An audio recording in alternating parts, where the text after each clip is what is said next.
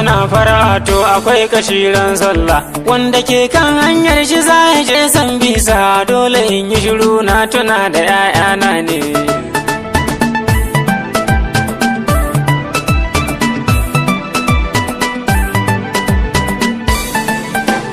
Kai direba saurara ji nake kamar mun yi faci. A'a ba faci ne ba ni na face hanci. To ka bi mu sannu cikin nutsuwa ka bar ganganci shi fa karfe na so a dinga mai sassauci. Kai karka damu aboki ubangiji zai kai mu.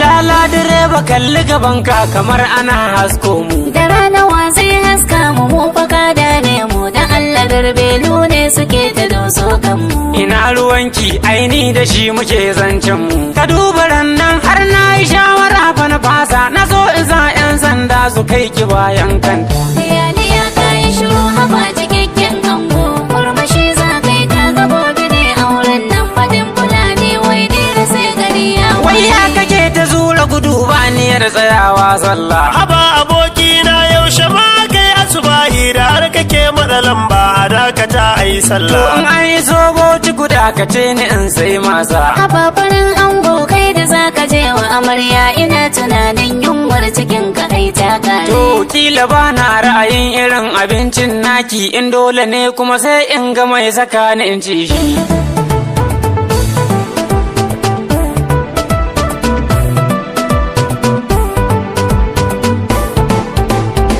Kana ta kamshi ango jikin ka har ya nuna. Direba ni ku a motar ka ko kana da sufana. Ka bani in buge bakin ta ja'ira inna. Ni dai ina addu'a rabbana a wannan hanya Allah ya sa mu ga kura mu ba take mun huta. Wallahi da mun huta. Kai yan uwana ni kam nace ina zan kai ku. Direba mu tafiyar za mu je har nesa da Allah da za ka yi ka kai mu har Sambisa. Kai wacce Sambisar yar uwa ki dai ban amsa. Sambisa dai inda ake zubar ruwa ba shuka.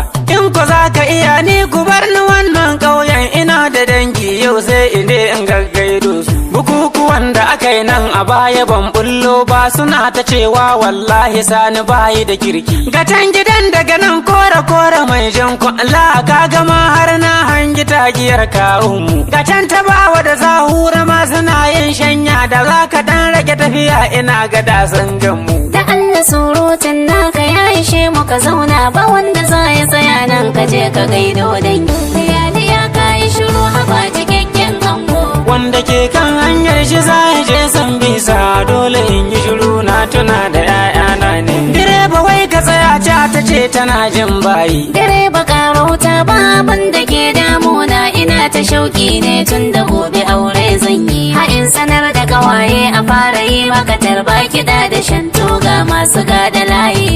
Ƙarya kike yi la haula na riga na shata ana isa dan bugun zuburu ta zan tsere.